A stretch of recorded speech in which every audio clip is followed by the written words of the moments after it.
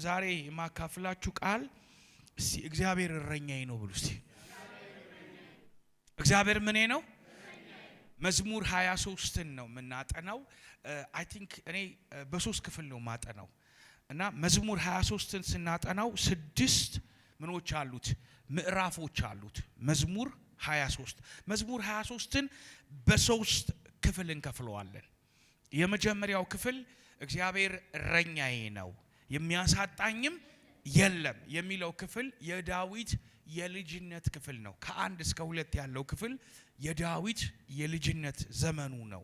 ሁለተኛው ክፍል ከ3 እስከ 4 ዳዊት በምድረበዳ የኖረበት በጣም በህይወቱ ትልቅ ፈተና ያሳለፈበት በሳኦል ለመሞት ለመገደል የተፈተነበት ከጎልያድ ጋር ፌስ ያደረገበት በኬብሮን ከተቀባ በኋላ ለብዙ ጊዜ የተሳደደበት ዘመን ነው።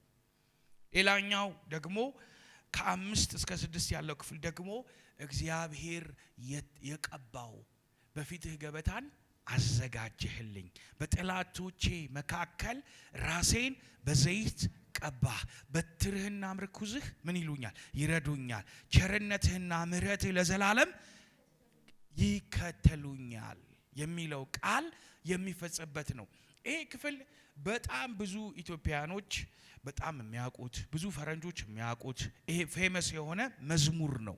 ይሄ ክፍል እሱ ብቻ አይደለም፣ በሰንዴይ ስኩል ውስጥ በጣም የታወቀ መዝሙር ነው። ግን ከዳዊት ህይወት ግን ልንማረው የሚገባን ነገር እንዳለ ዛሬ እንመለከታለን። የመጀመሪያው ክፍል እግዚአብሔር ዳዊትን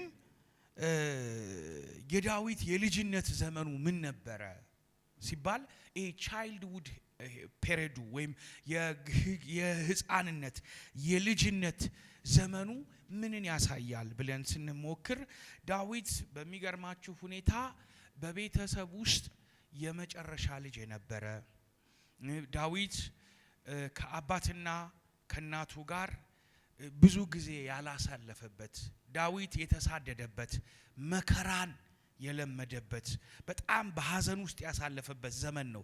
ለዳዊት የልጅነት ዘመኑ ከባድ ነው። እንዲያውም አንዳንድ ሰዎች ዳዊትን ምን ይላሉ? ዳዊት ህጋዊ ልጅ አልነበረም።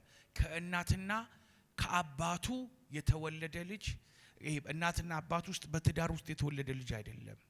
እንዲያውም አንዳንድ ጥናቶች የሚያሳየው አባቱ እሴ የሚባለው የሞዓባዊ የዘር ግንድ አለው፣ እናቱ ደግሞ የከነዓናዊት ዘር አለች። መጽሐፍ ቅዱስ ስለ እናቱ ምንም ዳይሬክትሊ የተገለጸ ነገር የለም።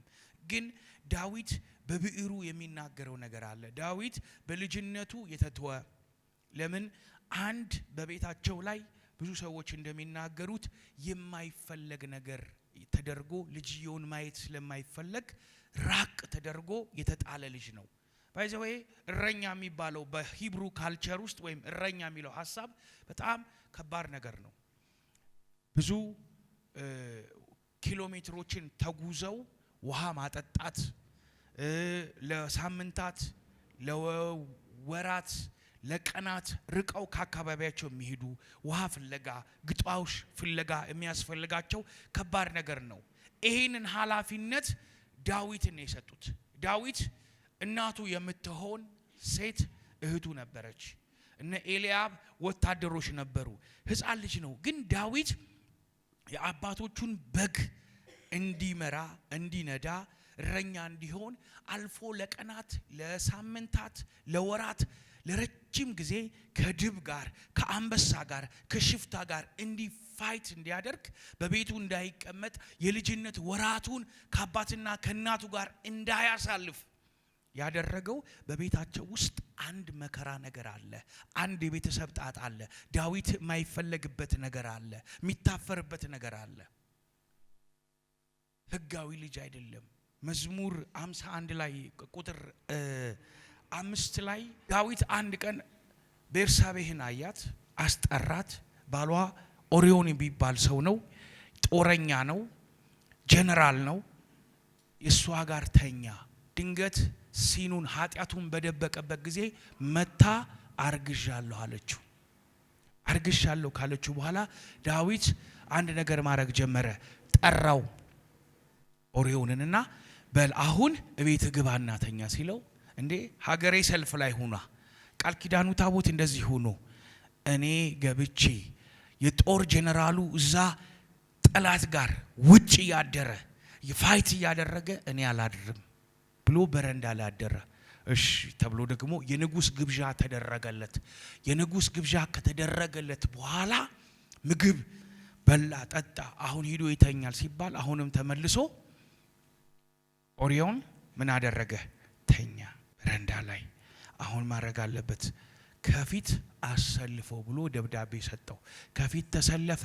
ሰውየው ህይወቱን አጣ። አንድ ጊዜ ነብዩ ናታን ወደሱ መጣ። ዳዊት እረኛ ነበረ። የእረኛን ባህሪ ያውቀዋል። ትንቢቱን በእረኝነት መልክ መጣለት።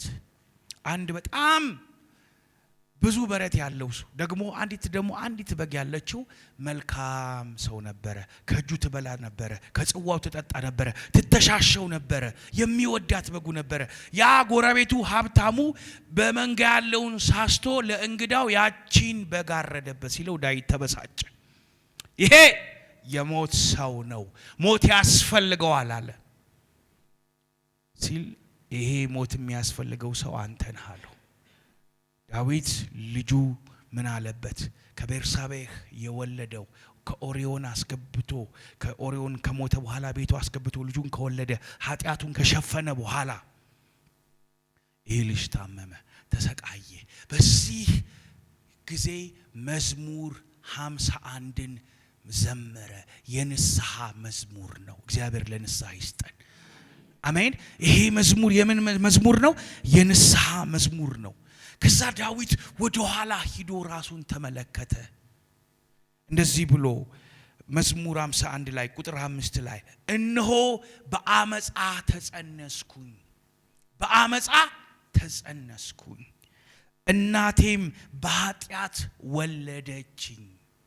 ዳዊት ትክክለኛ የሆነ አመጻ የሚለው የግሪኩ ቃል የሂብሩ ቃል ከህግ መተላለፍ ነው። አንዳንድ ሰዎች ይሄን ቃል ከምን ጋር ያይዙታል? ሮሜ ጋር ያለውን ቃል ይዙና በአንዱ አዳም አለመታዘዝ ሞትና ኃጢአት ገባ የሚለውን ቃል ኮት ያረጉትና እነሆ በኃጢአት ተወለድኩኝ፣ በአመጻ ተጸነስኩኝ፣ በኃጢአት ተወለድኩ የሚለውን ቃል ያነሳሉ። ግን ህጋዊ በሆነ ሜሬጅ እግዚአብሔር ፈቅዷል። በህግ ውጭ የተወለደ ሰው ምንድነው? ኢሊጂመንት ወይም ህጋዊ ያልሆነ ልጅ ነው ዳዊት። ታስዋይ ነው ዳዊት ቤት ውስጥ ሲታይ አባትየው ትዝ የሚለው ኩነኔ አለ። ይሄ ልጅ ይባላል። ይሄ ልጅ ላለማየት ምን ተደርጎ ወደ ጫካ ተጣለ። ወደ ሩቅ ኃላፊነት ተሰጠው። ልጅነቱን አይወደውም ዳዊት። ለዛ ነው መዝሙር 27 ቁጥር 8 ሳይቀባ በፊት የዘመረው መዝሙር ይባላል። እኔ ጋር ናችሁ? ክብር ለኢየሱስ ይሁን። አባትና እናቴ ትተውኛል፣ አባትና እናቴ ትተውኛል፣ እግዚአብሔር ግን ተቀበለኝ። ዛሬ አንድ መልእክት አለኝ ለተተዋችሁ። አረ አሜን። እናቴን አላቃትም ለምትሉ፣ አባቴን አላቀውም ለምትሉ፣ አባት አላችሁ ግን አባት ጋር ያላደጋችሁ፣ ሰው አላችሁ ግን ሰው የሌላችሁ ሰዎች ዛሬ የምስራች አምላ። እግዚአብሔር የሚመርጠው ሰው ፊትን ያያል፣ እግዚአብሔር ግን ልብን ያያል። እግዚአብሔር የሚያየው እይታ ልዩ ነው ወገኖቼ። የዳዊት ዘመን ከባድ ነበር። የልጅነቱ ዘመን ከባድ ነበር። ዳዊት የተገፋ ነው። እየተገፋ ግን ዳዊት አንድ ነገር ሆነለት። ወደ እግዚአብሔር ተጣለ፣ ወደ እግዚአብሔር ተገፋ። ዛሬ እግዚአብሔር የተገፋችሁ ሰዎች ዛሬ መልእክት አለኝ። መንፈስ ቅዱስ እንደዚህ ይላችኋል፣ ብትገፉ ወደ እግዚአብሔር ትጣላላችሁ። እግዚአብሔር የእናንተን ነገር ይሰራል። እግዚአብሔር የእናንተን ነገር ያለመልማል። ለዛ ነው መዝሙር 69:8 ላይ ወንድሞቼ እንደ ሌላ ለእናቴ ልጆችም እንደ እንግዳ ሆንኩባቸው። ኤልያብ አይወደውም ነበር። አንተ ትዕቢተኛ የልብህን ክፋት አቃርለው በዚህ ለምን ተገኘ? ስንቅ ይዞለት ሄዶ እኮ ነው ዳዊት አባቱን ተልኮ። ዳዊት የተተወ ልጅ ነው፣ በእግዚአብሔር ግን የተመረጠ ነው። በምድረ በዳ የሚኖር ሰው ነው ዳዊት። ግን ዳዊት የተገፋ ነው፣ ሰው የማይፈልገው ነው፣ ወንድሞቹ የማይፈልጉ ሰዎች ናቸው። ግን ይሄ መገፋቱ አንድ ነገር እግዚአብሔር ጣለለት። እግዚአብሔር እረኛ ሆነለት። ዛሬ እግዚአብሔር እረኛ ይሆናል በሉስ። አሜን። እግዚአብሔር እረኛ ነው። እስቲ እግዚአብሔር እረኛ ነው በሉስ። እዛ ነው መዝሙር 139 ቁጥር 16 ላይ ያልተሰራ አካሌን አይኖችህ አዩ፣ የተፈጠሩ ቀኖቼን ሁሉ አንድስ እንኳን ሳይኖር በመጽሐፍ ተጻፉ። አንድ ሰዎች ይህንን ትምህርት ሲዘጋጅ መንፈስ ቅዱስ ይናገረኝ ነበር። እዚህ ጉባኤ ውስጥ ላሉ በዩቲዩብ ለሚያዩ ነገ ከነገ ወዲያ በቴሌቪዥን ይሄ ትምህርት ሲለቀቅ ለሚሰሙ ሰዎች እግዚአብሔር የሚናገረኝ መልእክት ነበር። ነገ ጧት ከሰዎች የተተዋችሁ ሰዎች፣ በሰዎች የተገፋችሁ ሰዎች፣ እኔ አምፕላንድ የሆነ ነገር ነው፣ በስተት ልትመጡ ትችላላችሁ።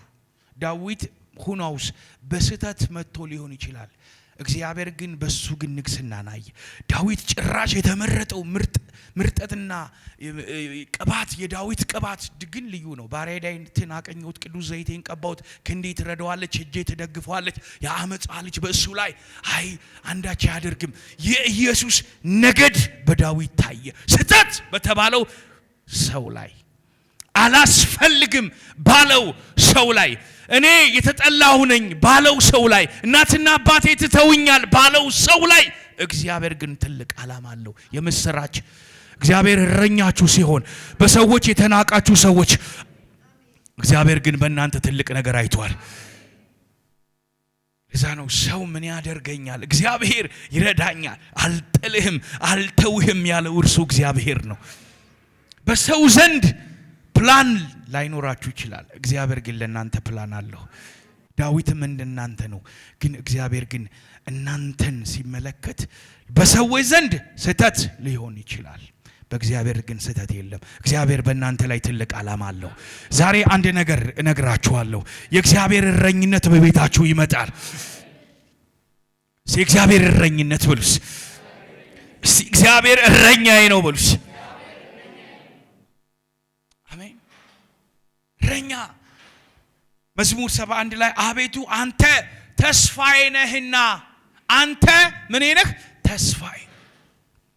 እግዚአብሔር ሆይ ከታናሽነቴ ጀምሮ መታመኛዬ ነህ። እስቲ መታመኛዬ ነህ በሉ እስቲ።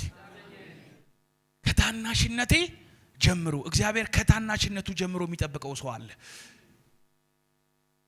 ከማህፀን ጀምሮ በአንተ ተደገፍኩኝ፣ ከእናቴ ሆር ጀምሮ በአንተ ተደገፍኩኝ፣ ከእናቴ ሆር ጀምሮ በአንተ መሸሸጊያዬ ነህ። ዛሬ አንድ ነገር እነግራችኋለሁ። እግዚአብሔር እረኛችሁ ነው። እግዚአብሔር እረኛዬ ነው ብሉስ። በነገራችን ላይ የእግዚአብሔር ስሞች አሉት። እግዚአብሔር ስም አለው በሉት። እግዚአብሔር 7 የኪዳን ስሞች ውስጥ አሉት። አንዱ ከኪዳን ስም ውስጥ ምንድነው?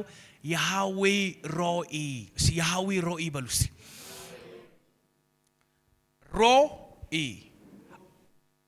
ሮኢ የሚለው ቃል ከሁለት የሂብሩ ቃል ነው የመጣው።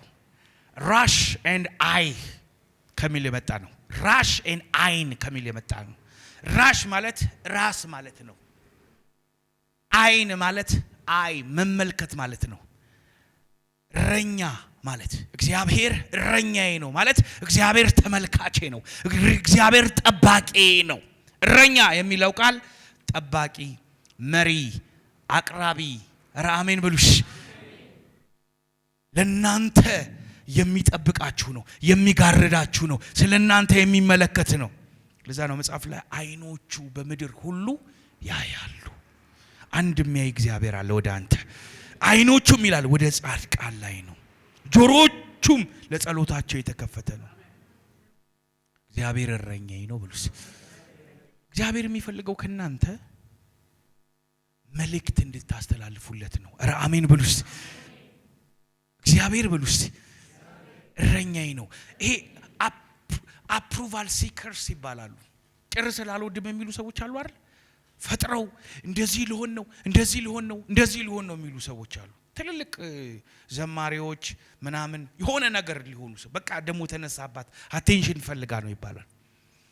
አንድ ነገር ልንገራችሁ፣ ማንንም አቴንሽን ባይሰጣችሁ እግዚአብሔር እረኛችሁ ከሆነ እግዚአብሔር ለናንተ አቴንሽን ይሰጣችኋል። አይኖቹ በእናንተ ላይ ናቸው።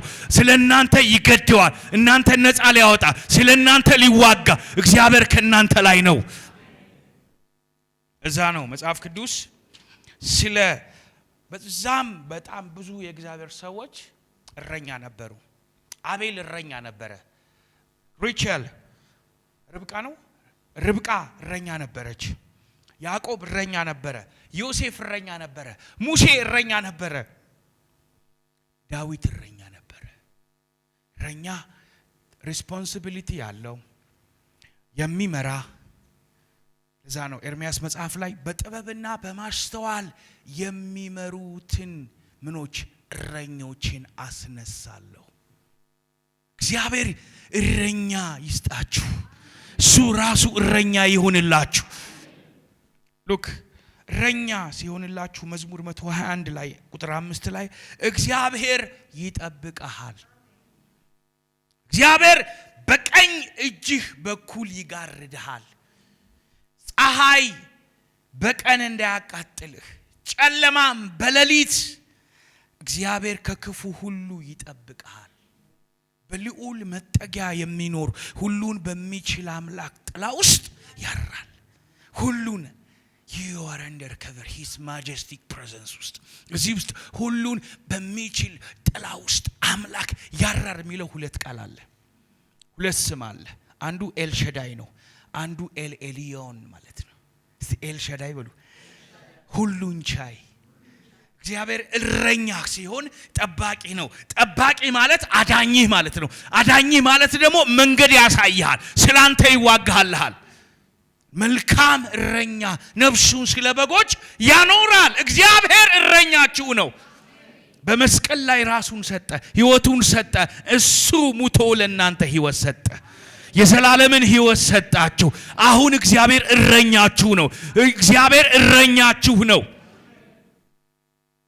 እዛ ነው ኤልሸዳይ ማለት the God of more than enough God ማለት ነው እንግሊዘኛው። or almighty ማለት ሁሉን ቻይ። የኔ እረኛ በሉ። ኧረ አሜን። እኔን የሚያየኝ በሉስ፣ እኔን የሚጠብቀኝ፣ ለኔ የሚዋጋልኝ።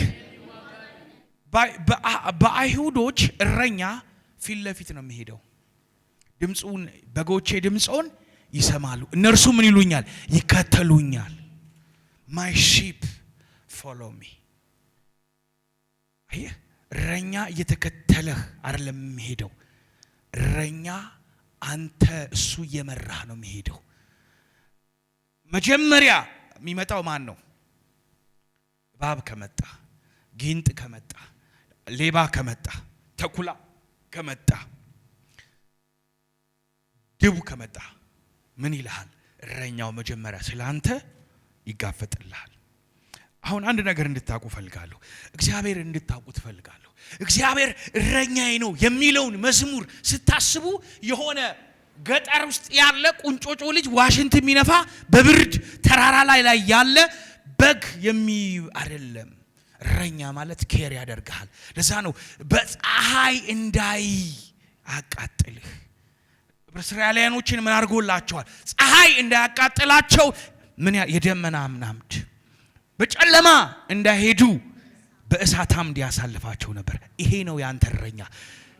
ኤልሸዳይ ማለት የሳራን ማህፀን ሙት የሆነውን ነገር እግዚአብሔር ከእንደገና ሕይወት ሰጥቶ በዛ ሙት በሆነው አካል ላይ ይስሐቅን ያመጣ። ዛሬ እግዚአብሔር እረኛህ ነው ካልክ ካመንከው ይስሐቅ በእናንተ ማህፀን ውስጥ ይወጣል። በእናንተ ሞተ ነገር ላይ ሕያው ይሆናል። ኤል ኤሊዮን ማለት ምን ማለት ነው? ኤል ኤሊዮን ማለት the God of the most high God ማለት ነው። ሁሉን ቻይ አምላክ፣ ከሁሉ በላይ የሆነ አምላክ። አሜን። ከሁሉ በላይ ብሉስ ሞዶ ክፍል አለ። እልፍ ጊዜ እልፍ ዳንኤል መጽሐፍ ላይ በዘመናት ያረጀውን እግዚአብሔርን በዙፋኑ መካከል ተቀምጦ አየሁት። እልፍ ጊዜ እልፍ፣ ሺህ ጊዜ ሺህ መላእክቶች ቅዱስ ቅዱስ እያሉ ይሰግዱለት ነበረ።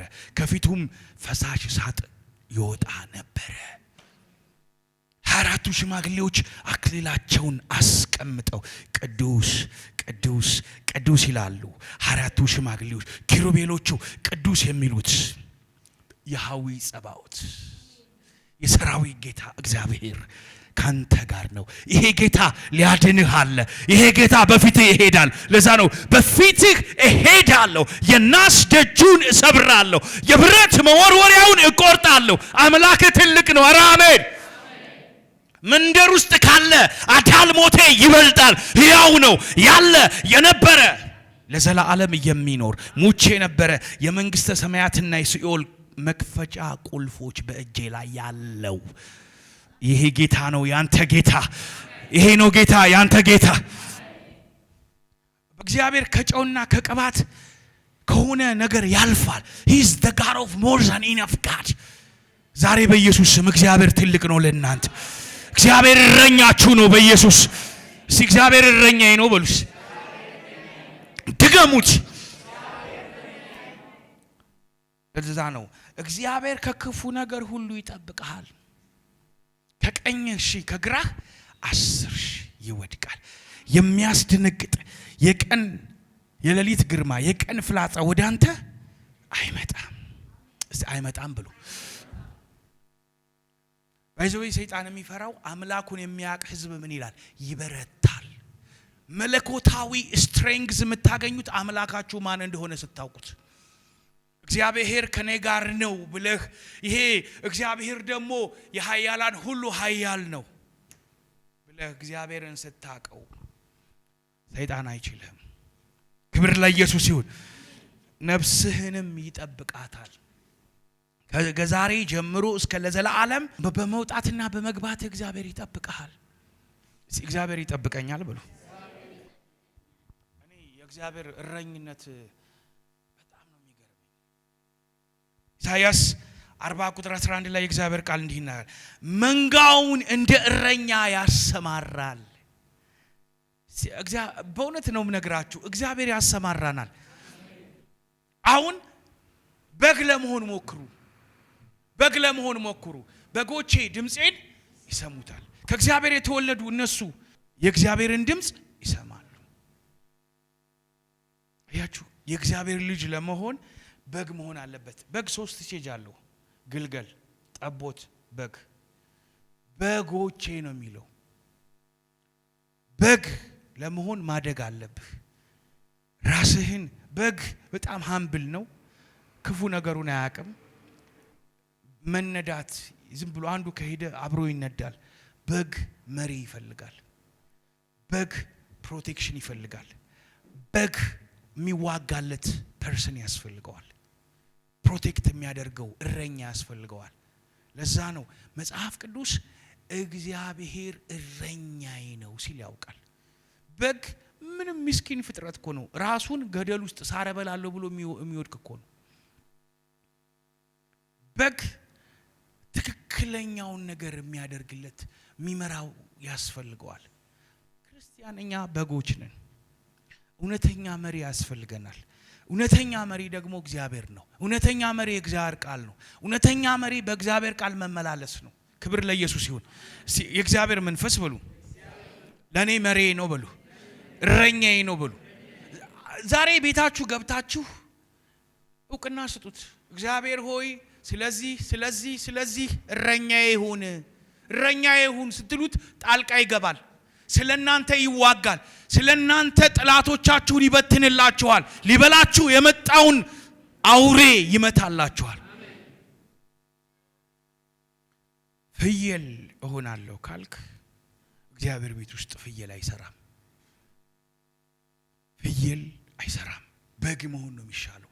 ለዛ ነው መንጋውን እንደ እረኛ ያሰማራል። ብዙ ሰው ከእግዚአብሔር መሰማራት አይፈልግም። ብዙ ሰው እግዚአብሔርን ምን ላድርግ ብሎ አይጠይቅም። ታይም የለውም።